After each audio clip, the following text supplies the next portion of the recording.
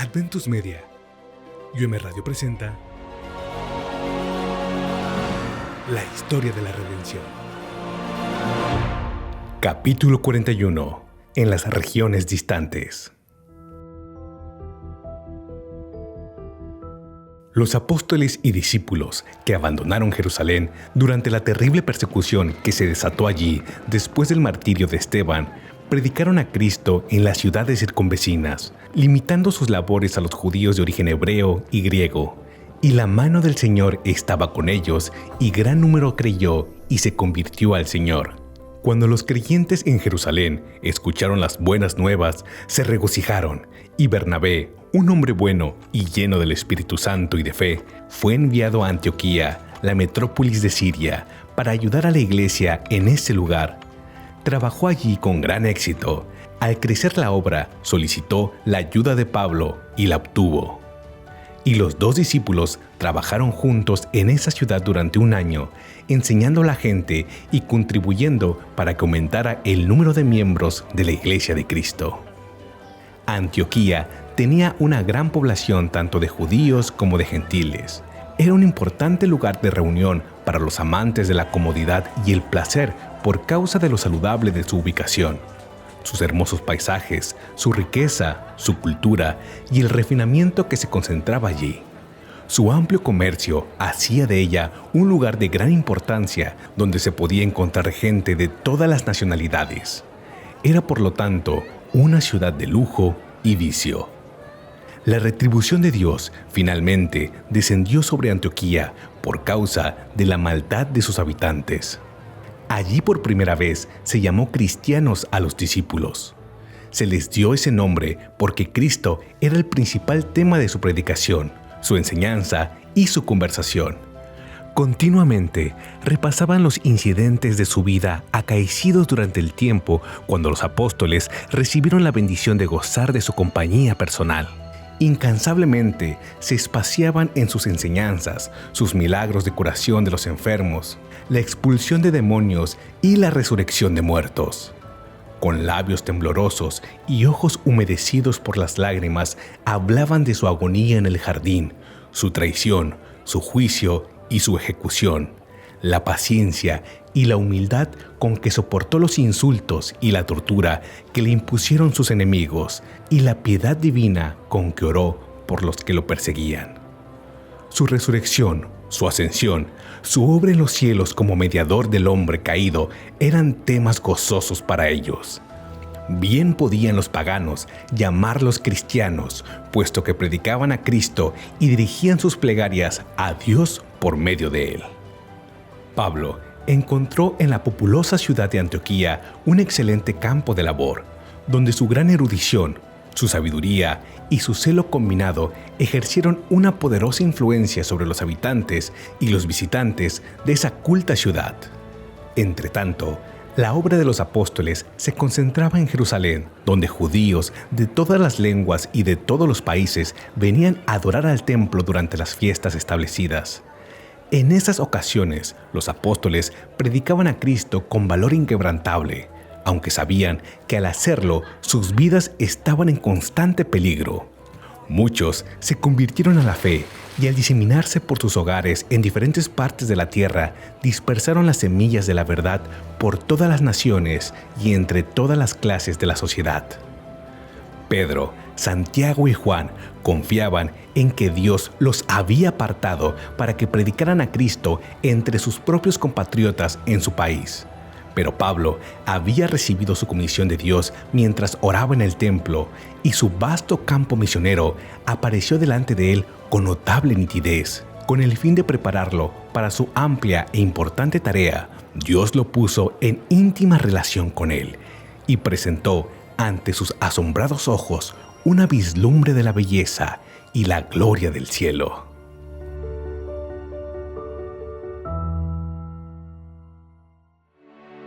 La ordenación de Pablo y Bernabé.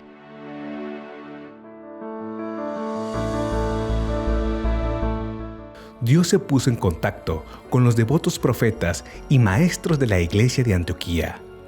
Ministrando estos al Señor y ayunando, dijo el Espíritu Santo: Apartadme a Bernabé y a Saulo para la obra a que los he llamado. Estos apóstoles fueron dedicados a Dios.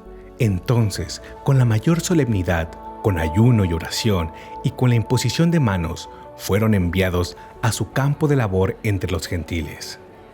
Tanto Pablo como Bernabé habían estado trabajando como ministros de Cristo y el Señor había bendecido abundantemente sus esfuerzos, pero ninguno de ellos había sido ordenado formalmente para el ministerio evangélico por medio de la oración y la imposición de manos. Fueron autorizados entonces por la Iglesia no solamente para enseñar la verdad, sino para bautizar y organizar iglesias, investidos pues de plena autoridad eclesiástica. Este fue un acontecimiento importante para la Iglesia.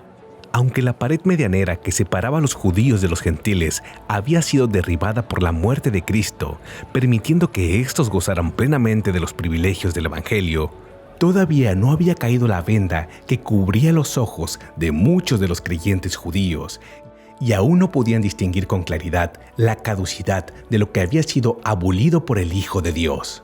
La obra debía proseguir entonces con vigor entre los gentiles y debía dar como resultado el fortalecimiento de la Iglesia para una gran afluencia de almas. Los apóstoles, al desempeñar esta tarea especial, iban a quedar expuestos a la sospecha, el prejuicio y los celos. Como consecuencia natural de su apartamiento del exclusivismo judío, su doctrina y sus opiniones podían ser tildadas de herejía y sus credenciales de ministros del Evangelio serían puestas en tela de juicio por muchos celosos creyentes judíos. Dios previó todas las dificultades que iban a enfrentar sus siervos y en su sabia providencia permitió que fueran investidos de autoridad incuestionable por parte de la Iglesia establecida de Dios para que su obra estuviera por encima de toda discusión. La ordenación mediante la imposición de manos fue sometida a mucho abuso en épocas posteriores. Se asignó una importancia infundamentada al acto, como si algún poder especial descendiera sobre los que recibían la ordenación de ese modo, calificándolos inmediatamente para cualquiera y toda tarea ministerial, como si residiera alguna virtud en el acto de imponer las manos. En la historia de estos dos apóstoles tenemos un simple relato de la imposición de manos y de sus consecuencias sobre su obra. Tanto Pablo como Bernabé ya habían recibido su comisión de Dios mismo, y la ceremonia de la imposición de manos no les daba ninguna nueva gracia o virtud. Únicamente aplicaba el sello de la Iglesia a la obra de Dios como una manera de reconocer su designación para un oficio ya señalado.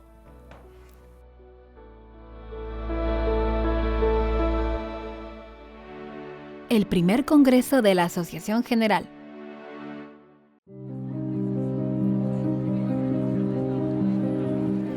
Algunos judíos de Judea produjeron una consternación general entre los creyentes gentiles al agitar el asunto de la circuncisión. Afirmaban con gran seguridad que nadie se salvaría si no era circuncidado ni guardaba toda la ley ceremonial. Este era un asunto importante que afectaba en gran medida a la Iglesia. Pablo y Bernabé lo enfrentaron con prontitud y se opusieron a la introducción del asunto entre los gentiles. Tenían la oposición de los creyentes judíos de Antioquía, que estaban de parte de los de Judea. El problema produjo mucha discusión y falta de armonía en la iglesia, hasta que finalmente los hermanos de Antioquía, temerosos de que pudiera producirse una división entre ellos como resultado de discutir más de este asunto, decidieron enviar a Pablo y Bernabé, junto con algunos hombres responsables de Antioquía, a Jerusalén, para presentar la situación delante de los apóstoles y ancianos. Allí deberían encontrarse con delegados de diferentes iglesias y con los que vendrían para asistir a las próximas festividades anuales.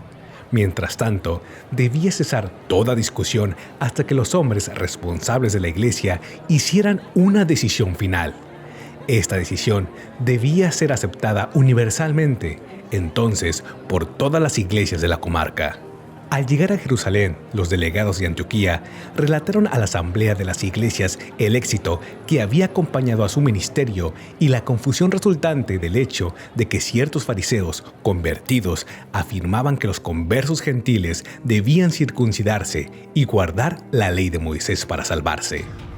Los judíos se habían enorgullecido de sus ceremonias divinamente señaladas y habían llegado a la conclusión de que si Dios en una oportunidad había determinado cómo debía ser el culto hebreo, era imposible que autorizara jamás cambio alguno en cualquiera de sus detalles. Resolvieron que la cristiandad observara las leyes y ceremonias judías. Eran lentos para darse cuenta del fin de lo que había sido abolido por el deceso de Cristo y para comprender que todos los sacrificios prefiguraban la muerte del Hijo de Dios, en la cual el tipo se había encontrado con su antitipo, quitándole todo valor a las ceremonias divinamente señaladas y a los sacrificios de la religión judía.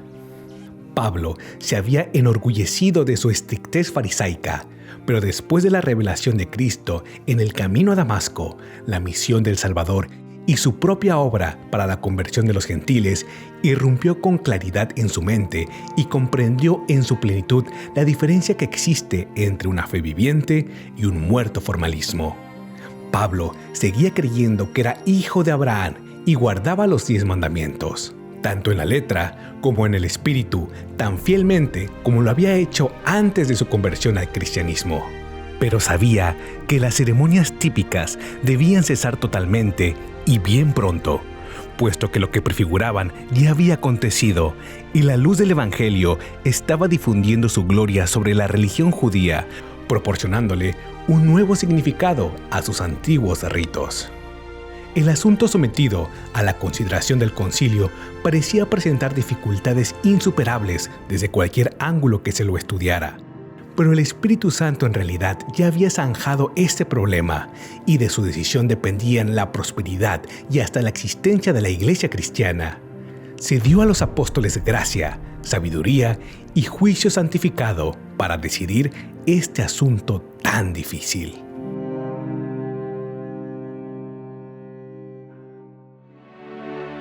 El caso de Cornelio.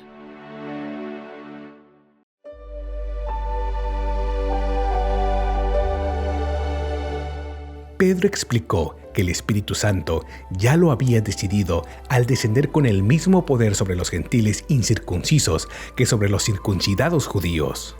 Recordó su visión mediante la cual Dios le presentó un lienzo lleno de toda clase de cuadrúpedos y le ordenó matar y comer, y que cuando rehusó, afirmando que nunca había comido nada que fuera común o inmundo, el Señor le dijo: Lo que Dios limpió, no lo llames tú común.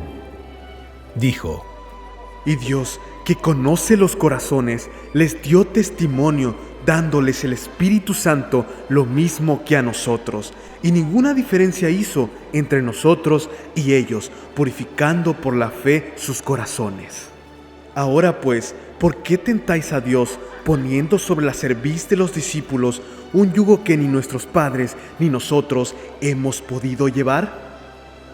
Ese yugo no era la ley de los 10 mandamientos, como lo afirman los que se oponen a la vigencia de la ley, pues Pedro se refería a la ley ceremonial que quedó nula y sin valor gracias a la crucifixión de Cristo. Este discurso de Pedro preparó a la asamblea para que escuchara razonablemente a Pablo y Bernabé cuando relataron su experiencia al trabajar entre los gentiles.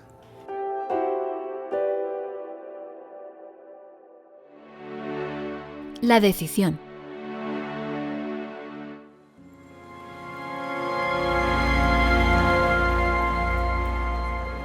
Santiago dio su testimonio definidamente. Dios había decidido aceptar a los gentiles para que gozaran de todos los privilegios de los judíos. El Espíritu Santo no vio conveniente imponer la ley ceremonial a los conversos de origen gentil, y los apóstoles y ancianos, después de estudiar cuidadosamente el tema, vieron el asunto desde el mismo ángulo y su opinión concordó con la del Espíritu de Dios. Santiago presidía el concilio y su última decisión fue: por lo cual yo juzgo que no se inquiete a los gentiles que se convierten a Dios. Su sentencia fue que la ley ceremonial y en especial el rito de la circuncisión de ninguna manera fuera impuesto a los gentiles, ni siquiera a título de recomendación. Santiago trató de que sus hermanos comprendieran el hecho de que los gentiles, al volverse a Dios, apartándose de la idolatría, experimentaban un gran cambio de fe y que debería ejercerse mucho cuidado para no perturbar sus mentes con asuntos dudosos, capaces de causar perplejidad, no fuera que se desanimaran de seguir a Cristo. Los gentiles, sin embargo, no debían seguir ningún tipo de conducta que se opusiera sustancialmente a las opiniones de sus hermanos judíos o que suscitara prejuicios en sus mentes contra ellos. Los apóstoles y ancianos concordaron, por lo tanto, en instruir a los gentiles, por medio de cartas, que se abstuvieran de carnes ofrecidas a los ídolos, de fornicación, de animales ahogados o estrangulados y del consumo de sangre. Se les requirió guardar los mandamientos y vivir vidas santas. Se aseguró a los gentiles que los hombres que los habían instado a circuncidarse lo habían hecho sin la autorización de los apóstoles. Les recomendaron a Pablo y Bernabé como hombres que habían expuesto sus vidas por causa del Señor. Judas y Silas fueron enviados juntamente con los apóstoles para declarar a los gentiles de viva voz la decisión del concilio. Los 4 siervos de Dios fueron enviados a Antioquía con la carta y el mensaje que ponía fin a la discusión, porque era la voz de la más alta autoridad sobre la tierra. El concilio que decidió este caso estaba compuesto por los fundadores de las iglesias cristianas de origen judío y gentil. Los ancianos de Jerusalén y los representantes de Antioquía estuvieron presentes, como asimismo estuvieron representadas las iglesias más influyentes. El concilio no pretendió infalibilidad en sus deliberaciones, sino que actuó bajo la indicación de un juicio iluminado y con la dignidad de una iglesia establecida por la voluntad de Dios. Vieron que Dios mismo había decidido este asunto al favorecer a los gentiles con el Espíritu Santo y que se los debía dejar que siguieran la dirección del Espíritu. No se llamó a todo el conjunto de cristianos para que votara sobre estos asuntos. Los apóstoles y ancianos, hombres de influencia y juicio, dieron forma al decreto y lo promulgaron, a consecuencia de lo cual fue generalmente aceptado por todas las iglesias cristianas. No todos se sintieron contentos, sin embargo, con esta decisión hubo una facción de falsos hermanos que pretendieron consagrarse a cierta obra bajo su propia responsabilidad.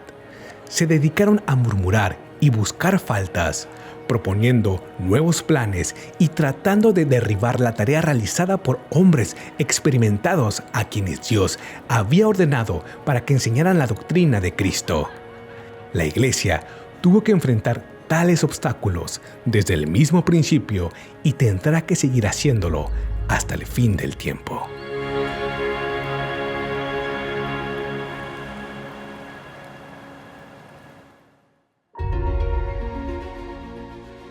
Este audiolibro es una producción de Adventus Media y UM Radio, tomado de la traducción del libro La Historia de la Redención, escrito por Elena G. de White.